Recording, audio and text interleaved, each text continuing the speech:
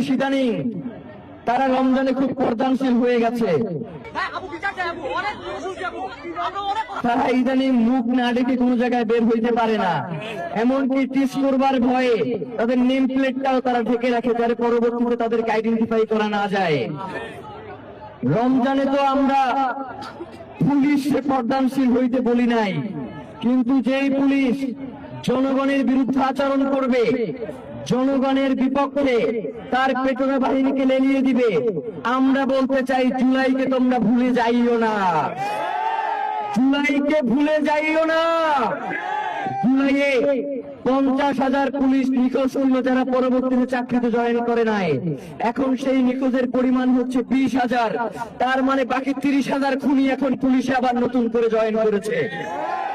আমরা বিএনপি কে বলতে চাই, আপনারা বর্তমানে ক্ষমতায় রয়েছেন, এই পুলিশদেরকে নাগালের মধ্যে নিয়ে আসেন, তাদের হাত ছেড়ে দিয়েন না, তাহলে ওরা যেইভাবে হাসিনার যে অবস্থা করেছে আপনার সেই অবস্থা করে ছাড়বে। আমরা আমাদের শত্রুর সাথে ইনসাফ করতে চাই।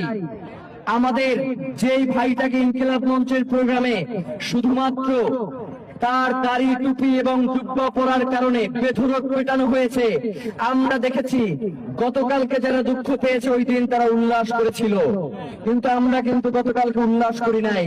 তাদের সাথে আমাদের পার্থক্য এইখানেই, আমরা সকল মজলুম জনতার পক্ষে, সেখানে কোনো দলমত আমরা গ্রহণ করি না। আমরা চাই বাংলাদেশে ইনসাফের এই যাত্রা আগামীর দিনের জন্য আমাদের যদি জীবনও দিতে হয়, তবু আমরা এই ইনসাফের পথ থেকে বিচ্যুত হব না ইনশাআল্লাহ।